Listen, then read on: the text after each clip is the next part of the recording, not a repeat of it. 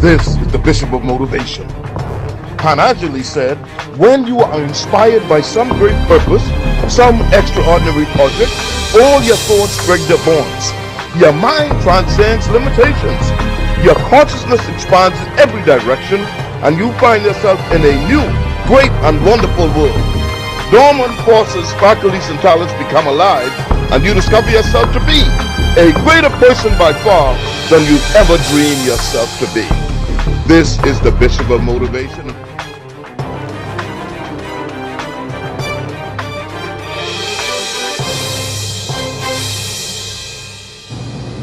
This is the Bishop of Motivation, Spence Finlayson. Welcome to In Search of Inspiration. Your time is limited, so don't waste it living someone else's life.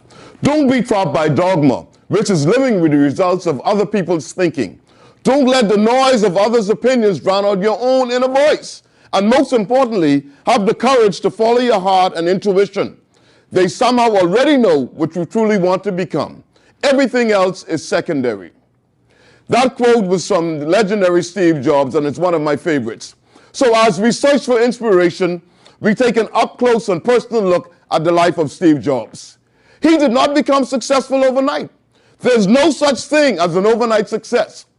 It took many years of hard work, determination, and perseverance to build Apple into the company that it is today. So just take a step back from your MacBook, put down your iPhone, and really think about all that he accomplished. It's beyond remarkable. He profoundly changed the way we live.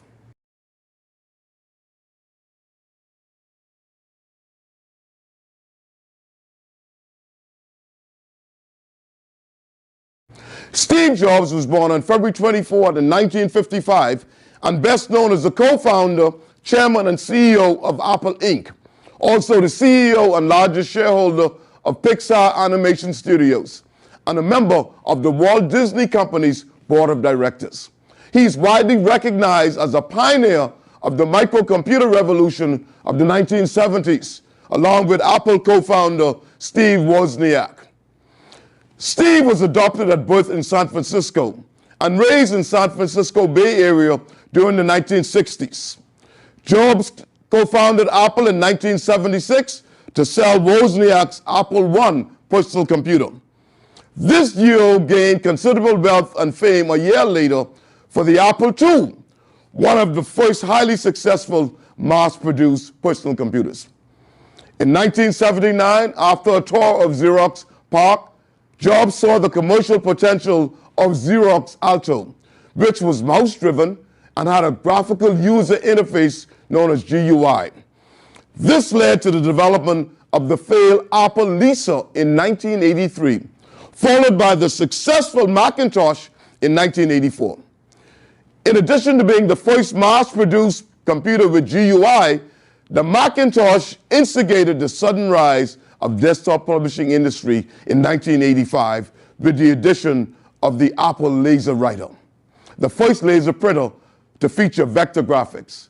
Following a long power struggle, Steve Jobs was forced out of Apple in 1985.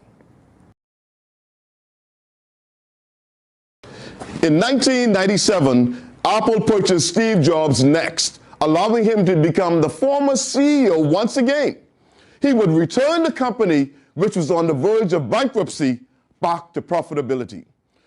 Jobs was diagnosed with a pancreatic neuroendocrine tumor in 2003 and died of respiratory arrest related to the tumor on October 5th, 2011. He said this about dying in one of his now famous quotes, and I quote, "No one wants to die. Even people who want to go to heaven don't want to die to get there. And yet, death is the destination we all share. No one has ever escaped it. And that is as it should be, because death is very likely the single best invention of life. It's life's change agent. It clears out the old to make way for the new. Right now, the new is you. But someday, not too long from now, you will gradually become the old and be cleared away." Sorry for being so dramatic, but it is quite true. You see, as a motivational speaker and a corporate trainer, I'm often referring to something from Steve Jobs to inspire and motivate my participants. Carmine Gallo's The Innovation Secrets of Steve Jobs is very powerful, so I will share it with you, the 7 principles that he used to achieve his breakthrough to success. We'll be right back after these messages. Some call him a speaker. Some call him a trainer. Some call him an inspirator. Others call him a facilitator. Most call him a master motivator. But you can call him too. He's many things to many people. Spence Finlayson, founder, president, and CEO of the Phoenix Institute for Positive Development and Empowerment. Bahamian-born, international motivational speaker, corporate trainer, author, talk show host, and Bahamian Icon Award nominee. The Phoenix Institute specializes in motivational speaking, supervisory training, customer service training, seminars, workshops, retreats, and customized in-house training programs. 1, do what you love. Passion is everything. Innovation doesn't happen without it. Dig deep to identify your true passion. Steve Jobs was not passionate about computers. He was passionate about building tools to help people unleash their potential. One of the most profound remarks Jobs ever made occurred at the end of his last major public presentation. And he said, "It's the intersection of technology and liberal arts that make our hearts sing." Ask yourself, what makes your heart sing? Follow the answer. Number 2, put a dent in the universe. Passion fuels the rocket. Vision directs the rocket to its ultimate destination. In the mid-1970s, personal computers were largely limited to hobbyists who assembled parts from kits. Jobs and co-founder Steve Wozniak had a vision to put a computer in the hands of everyday people. A bold, specific vision inspires evangelists and sets forces in motion. Jobs once said that the role of a leader is to hire the best people and to keep them aligned toward achieving the vision. Number 3, creativity is connecting things. Steve Jobs believed that a broad set of experiences led people to conclusions that others might have missed. He was onto something. You see, Harvard researchers spent a half a decade studying the world's greatest innovators. They found that innovators associate ideas from different fields and apply them to the product or service that they're working on. Those researchers could have saved themselves a lot of time by simply interviewing Steve Jobs, who used experiences to inspire his best ideas. Jobs didn't always know where the dots would connect, but connect they did. Jobs took a calligraphy course in college with no practical application to his life. It all came back later with Macintosh, the first computer with a beautiful typeface, fonts, and calligraphy. Number 4, saying no to 1,000 things. Innovation comes from saying no to 1,000 things, Jobs said. When Jobs returned to Apple, he dramatically reduced the number of products the company made so that each product had the A-team.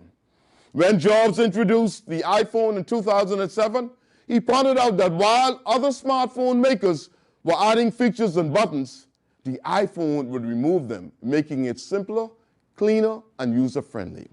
Number 5, create insanely great experiences. Steve Jobs innovated around the customer experience by benchmarking against his very best models in customer service. I did some research for a book on Apple retail model, and I learned that the Apple store was inspired by Ritz-Carlton hotels. Jobs didn't choose to look at his competition. He had a bigger vision for what a customer experience might look like in a retail store selling computers. So create exceptional experiences for every customer every time. Number 6, master the message. Steve Jobs was a master storyteller, but he worked at it. His presentation skills were refined over many years and hours of practice. You can have great ideas, but if you cannot convince others to take action on those ideas, they won't turn into truly innovative new products and services. Number 7, sell dreams, not products. Ultimately, Steve Jobs was successful because he sold dreams, not products. When Steve Jobs opened the first Apple store in 2001, he said the store was not meant to sell computers. Instead, it would enrich people's lives. He said, nobody cares about your product. They care about themselves. Create products that help people achieve their dreams, and you'll win them over. Innovation sits in a lonely place because few people have the courage to dream big. pitch radically different ideas, and the conviction to follow through with their ideas when they hear the skeptics say it won't work. Steve Jobs followed his heart and didn't let anyone stand in his way. Don't let the noise of others' opinions drown out your own inner voice, he once said. And most importantly, have the courage to follow your heart and intuition. They somehow already know what you truly want to become. Steve Jobs was worth $1 million when he was 23, $10 million when he was 24, and over $100 million when he was 25. He was also one of the youngest people ever to make the Forbes list of the nation's richest people, and only one of a handful to have done it themselves without inherited wealth. Steve Jobs says, your work is going to fill a large part of your life, and the only way to truly be satisfied is to do what you believe is great work. And the only way to do great work is to love what you do. If you haven't found it yet, keep looking. Don't settle. As with all matters of the heart, you'll know when you find it. This is so true. I encourage you to find something that you can do 7 days a week, 24 hours a day, and still have a smile on your face. And Steve Jobs went on to say, remembering that you're going to die is the best way I know how to avoid the trap of thinking you have something to lose. You're already naked. There's no reason not to follow your heart. And finally, Steve Jobs says, getting fired from Apple was the best thing that ever could happen to him.